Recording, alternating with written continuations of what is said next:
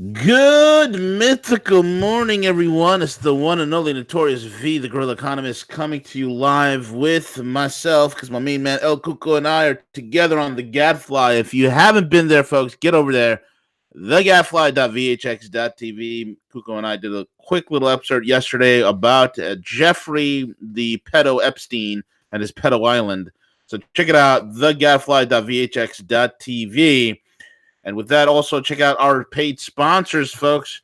Check it out, guys. I know. Look, here's the deal. We have, and I'm serious about this. This is one of the few things in that you will have an option to. It's one of the few things that you will have an exploit to in order to get ahead in life, folks. I'm talking about trading. Okay, I am talking about trading. I'm talking about the Watchers Trade Room, the baddest ass, most amazing trading you could ever get done. And here's the best part: it ain't day trading.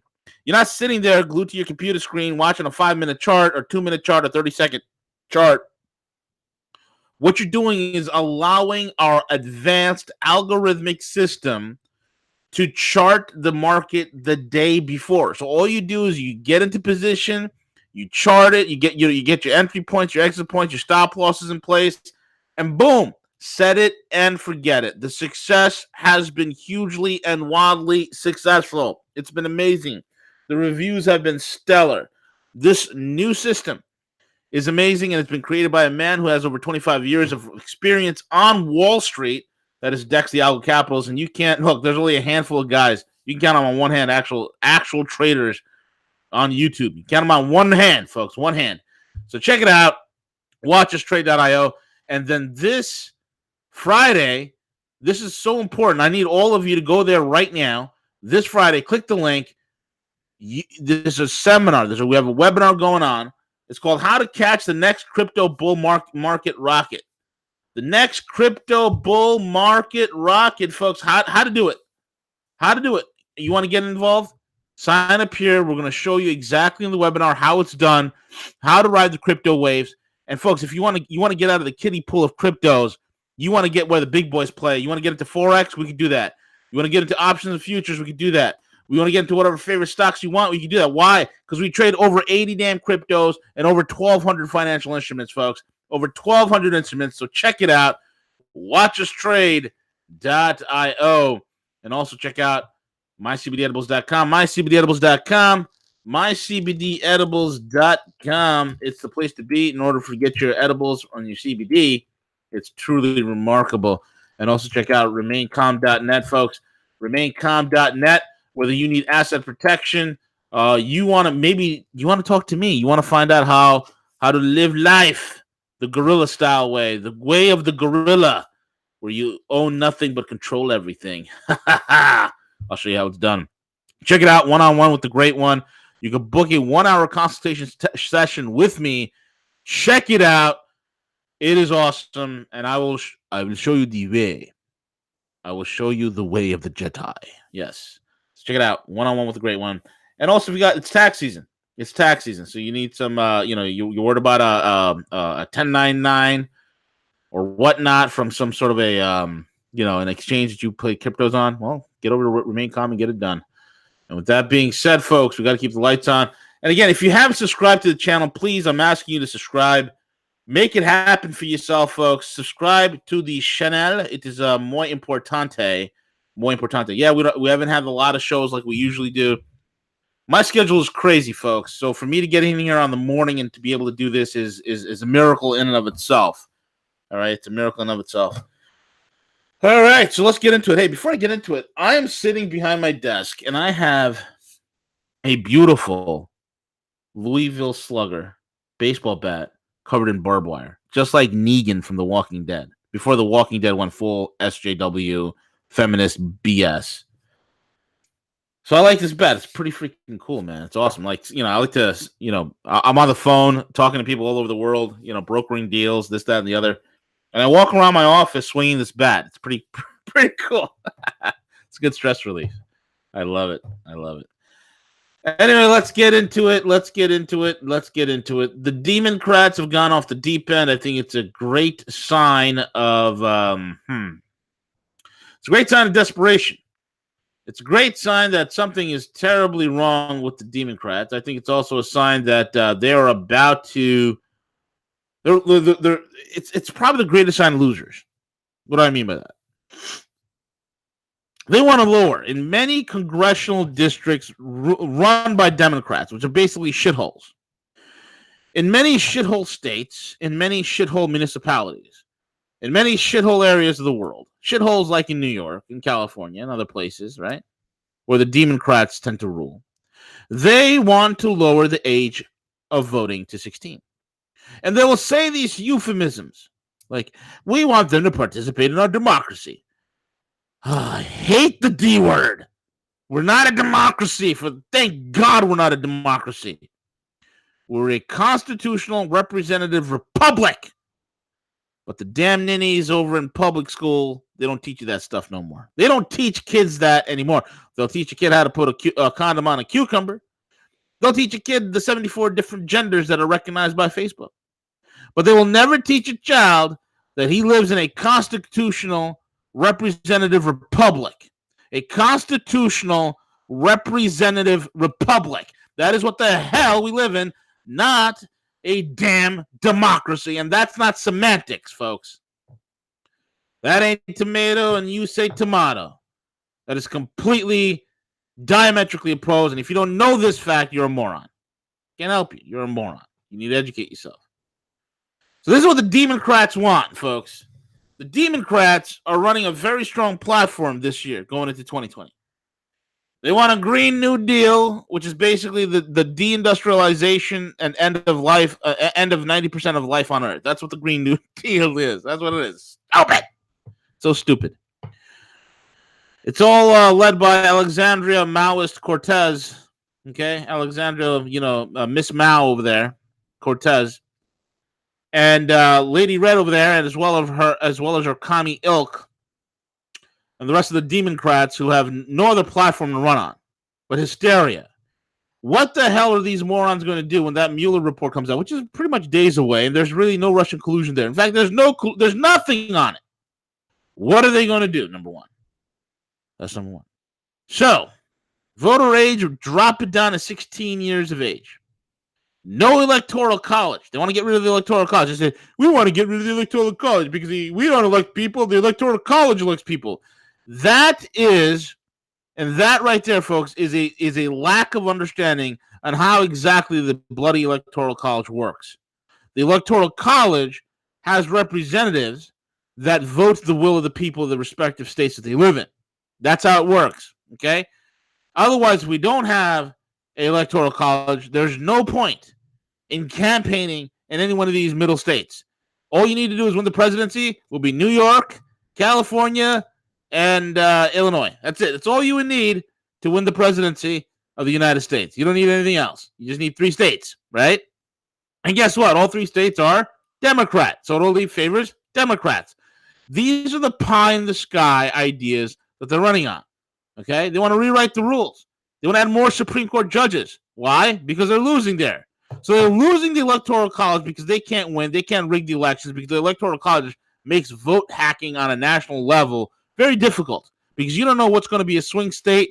You don't know how, you don't know how it's going to, which way a state's going to swing. You don't know if what's going to be a battleground state. That all is in play.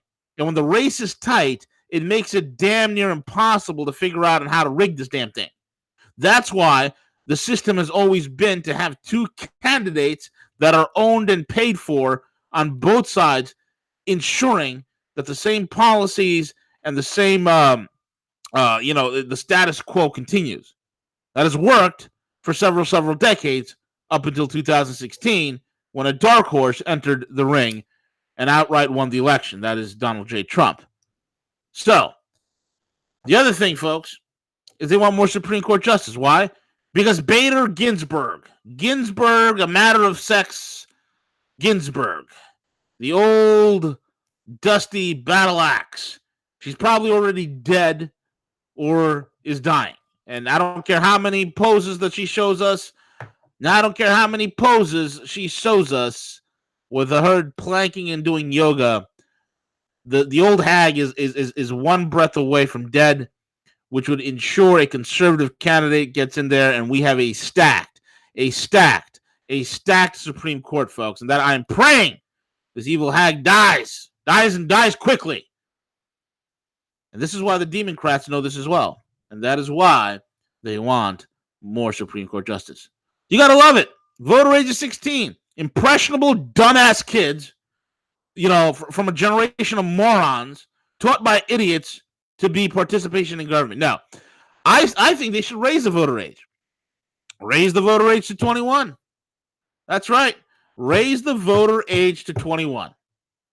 Why not? You got to be 21 to drink. You got to be 21 to vote, buddy. How about them apples? Voter age to 16.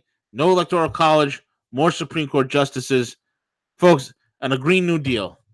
If this is not a platform for losers,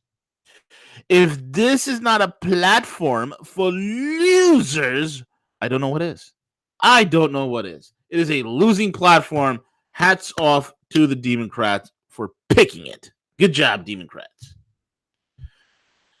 Anyway, just as I was reporting on the other day and week before, the entire U.S. American empire play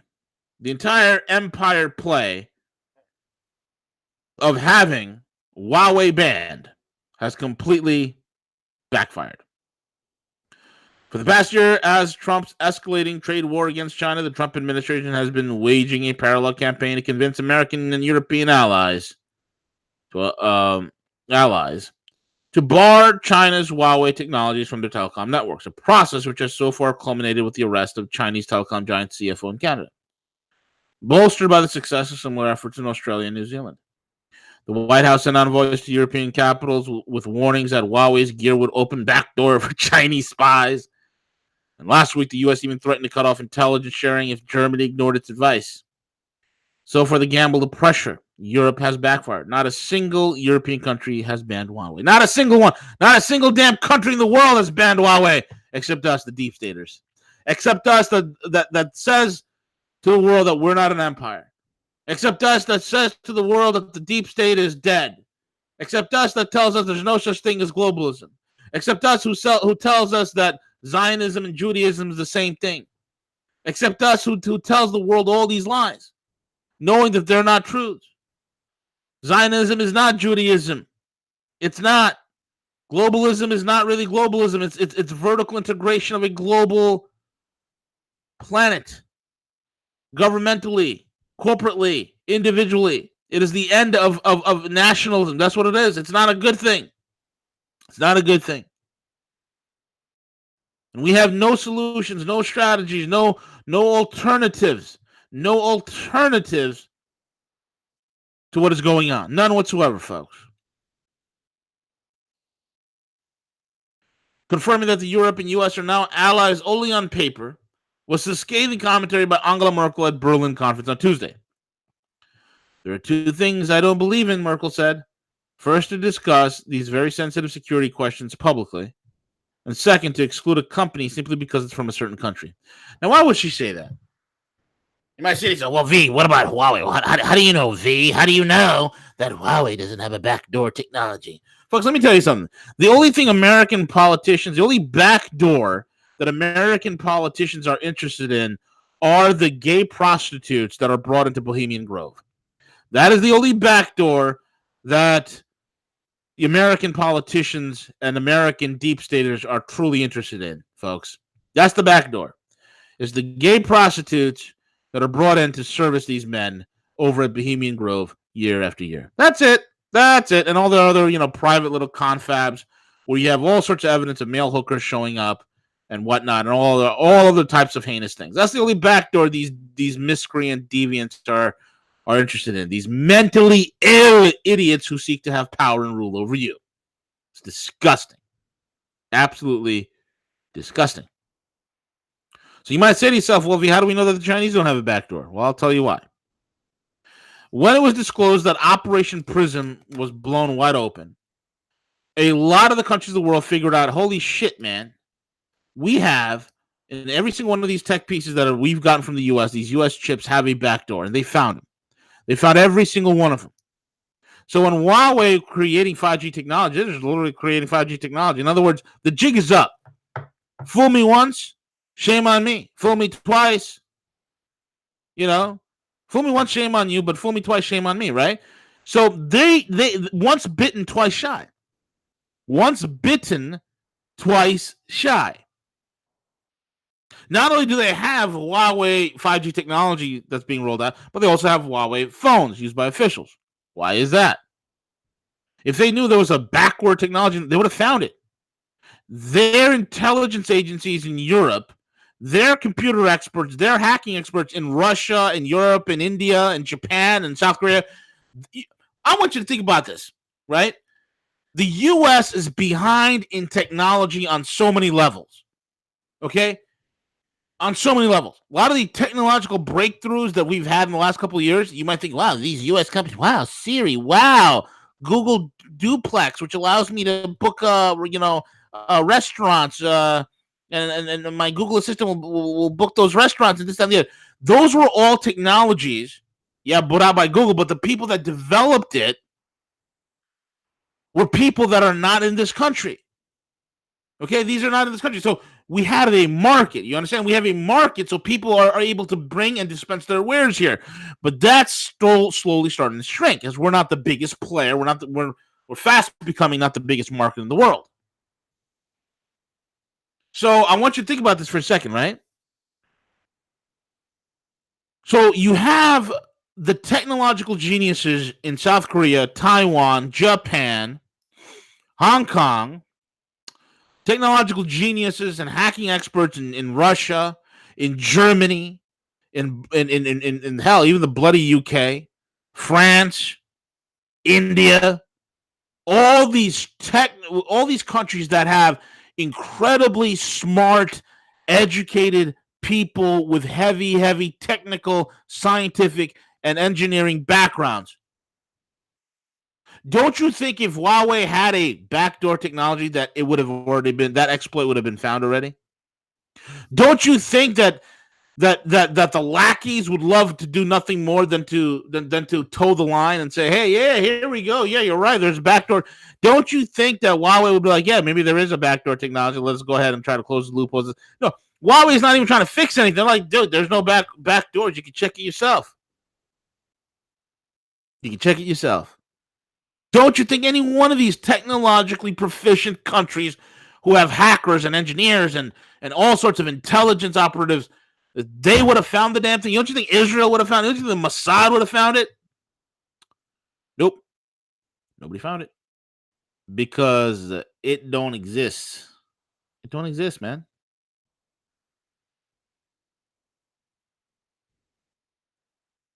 It don't exist. And that's the whole entire thing here. So no one's buying our BS. No one's buying our BS. Nobody.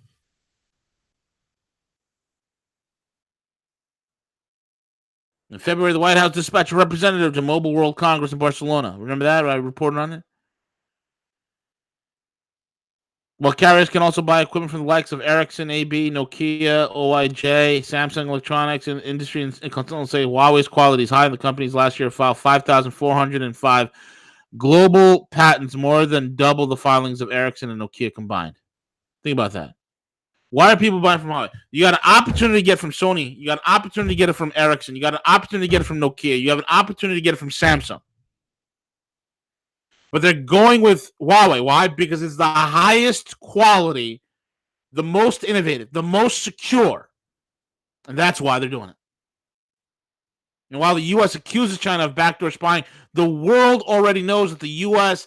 is the biggest guilty party. We all know that. That's the funniest part. That's the joke of the year, man. That's the joke of the year. Why do we do this? Why do we put on this masquerade like we're so virtuous? Remember yesterday's program, if you haven't got a chance to listen to it. It's about keeping the propaganda going. One of the listeners said it best. I just wish we'd come out of the closet and just say who the hell we are. That we are an empire. Yeah, we are screwed up. Yeah, we're the bad guys. Just admit we're the bad guys. Just come out and say it, man. But we won't do it. We are virtuous and pure. We are here to spread love and freedom all over the world. We are here to set the captives free and to bring before them a life of quality, a life of equality and brotherhood. That is who we are. Wherever we go, goodness will frolic right behind us. And that's what we tell people. Not we don't unzip the suit and be like, hey, we're not the Jedi Masters, we're actually the Sith. We're the Sith Lords. I'm not talking about the American people. I'm talking about the bloody government. The crap they do in our name.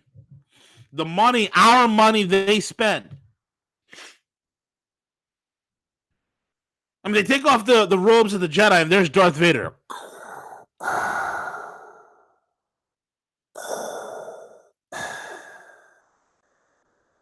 Only if you knew the power of the dark side. I find your lack of faith most disturbing. That's who we are.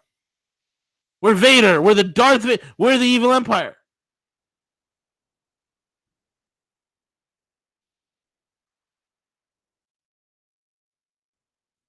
Doesn't matter, folks. $6 trillion spent on this imaginary thing called the global war on terror. $6 trillion. That is a damn generation of wealth gone, flushed down the toilet. The sound you hear is your children's future being flushed down the toilet. Don't matter. We got to support our troops.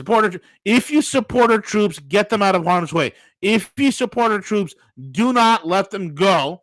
Do not allow these politicians, these supposed to be representative politicians whom you put in place,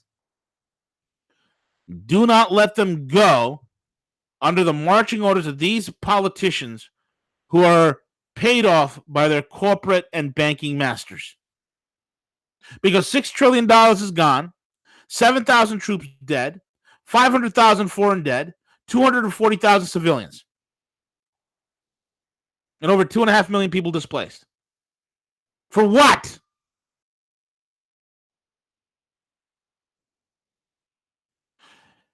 Nothing of benefit to the people or the world has ever been achieved by the global war on terror.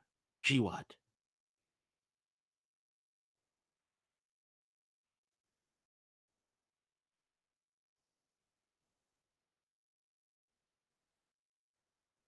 And what's all the blowback? Well, Russia and Iran, huge victories in Syria. They ended the Syrian civil war. They kicked out the U.S. deep state. We're going to keep 1,000 troops there. Yeah, good luck with that. We'll see how that goes. We'll see how that works out for you. The Taliban in Pakistan are cleaning up the shenanigans in Afghanistan, probably bring some stability and maybe cut down on the bloody opium trade there that we guard, protect, and cultivate. Iran is so much more influential, not just in Iraq, but in Lebanon, in Syria. Their footprint in the Middle East has grown exponentially because they are seen as stabilizers. They're seen as stabilizers as opposed to Saudi Arabia, as opposed to Israel.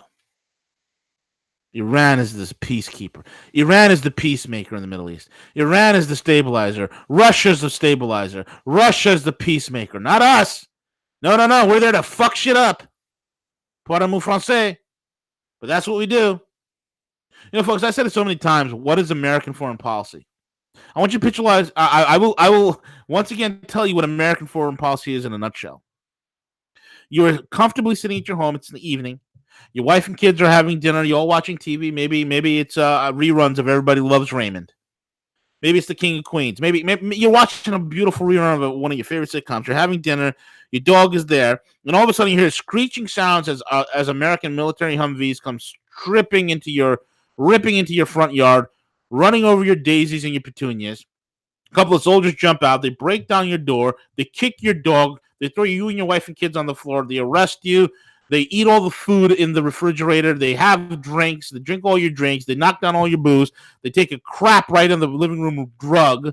And then they jump into their Humvees, run over your car, smash all your flowers in your gardens, and then speed away. That is American foreign policy in a bloody nutshell. And when there's another large power there, like Russia, like China, but especially Russia, they don't do any of that, do they?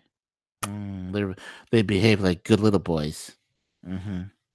They're so well behaved. All of a sudden, they're gentlemanly, and they want to be on phone calls. And yes, we're hello. Is this Russian Air Command? Yes, sir. We know that you have S-400 missiles that could take down our piece of shit F-35s.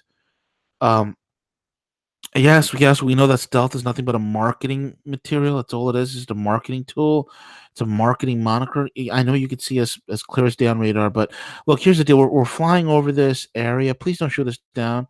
We just want to let you know that, okay? Thank you. Thank you so much. I love it. You know, here, I want to show you guys something, right? I'm going to show you guys something real cool. And I want you to watch this. This to me was so symbolic. Okay, this to me was so symbolic of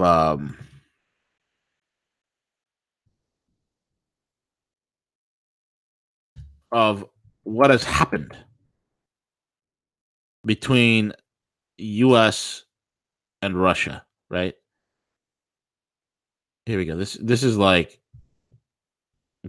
super amazing, and some of you might have seen this. I'm pretty sure of it. If you haven't, but I'm going to show this to you. This is so symbolic. Watch this. This is how you know America's done. Okay. Here you see an American F-15 trailing a Russian diplomatic plane, a Russian military plane. Okay. And it's an American F-15. It's not a NATO one. It's an actual American F-15. And here comes a Su-35. The fuck out of here. And there goes the F-15. There goes the F-15. Yeah. Yeah. Yeah. Look at that. Look at that. That's the fuck out of here. There you go. Sorry about the cursing in the New York accent, but that's what it is. That's what it is. Done. Done. Need I say more? That video, that little 30-second clip, that did it all for me. That did it all for me.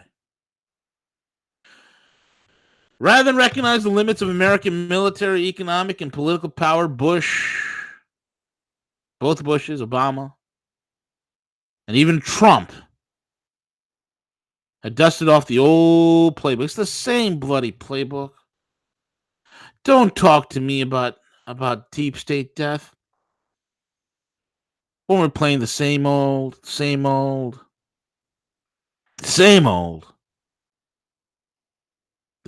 game. The foreign policy is unchanged. It's the dumbest thing in the world.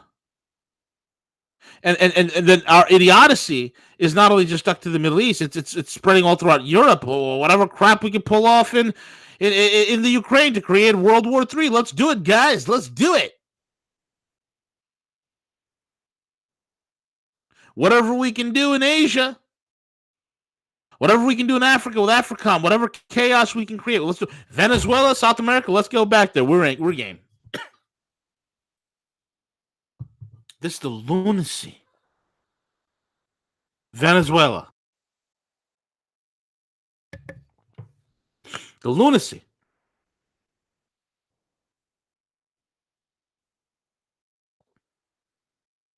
And here we are again, doing the same crap in Venezuela.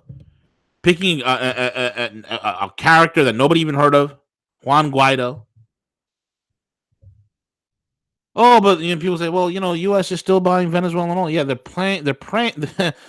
allowing Citgo to sell them oil, but they're freezing Citgo's assets so they can't send it back. The profits they can't send back to Venezuela.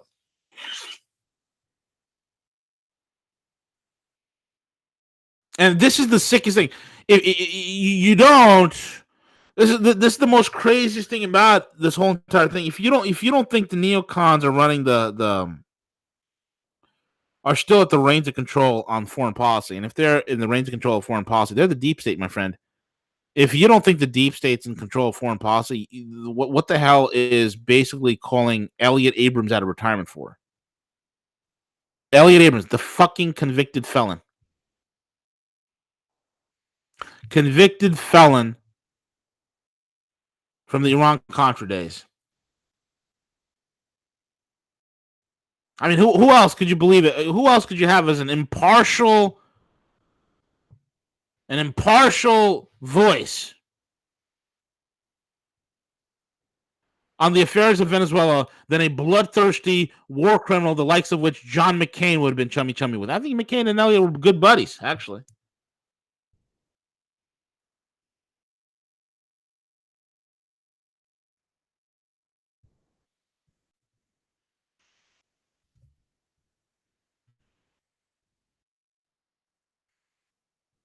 I mean, it's ridiculous. And we're doing it again. We're threatening Guatemala. They had some elections in Guatemala or Nicaragua. I forgot which one it is. And they're elected. We're fomenting over there. And again, we're doing the same thing in Haiti. We're back in. We can't leave well enough alone. So I just want us to come out and say, "Hey guys, you know what? We're a hijacked nation. We're not the exceptional stand. We're not God's own country. We're not any of that crap. We are the evil empire."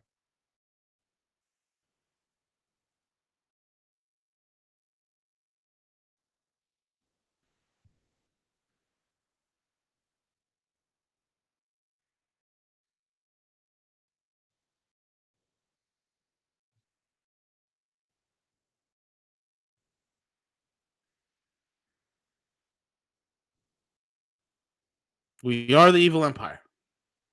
But we won't admit it. And the funny thing is, the world now, folks, and I hope it's not good. The way this ends is not for the world to see that the emperor has no clothes, because the world already sees we're a bunch of bullshitters anyway. We need to see that we have no clothes. We need to see that the Republic, who is Dr. Jekyll, has turned into Mr. Hyde, the Empire. We need to see that the Empire and the Emperor has no clothes. We need to see ourselves as naked. We need to see ourselves as wanton. We need to see ourselves as corrupt. We need to see ourselves as lacking. We need to see it ourselves as a nation as a whole. That's how you save America. By taking a very strong, bitter medicine that will absolutely be vomitous, trying to swallow it down. It would absolutely be bitter and vile, but it will cure what ails us, and it will once again spring forth the very lifeblood of liberty that will truly make this country great again. And with that being said, this is the gorilla. I'm over and out.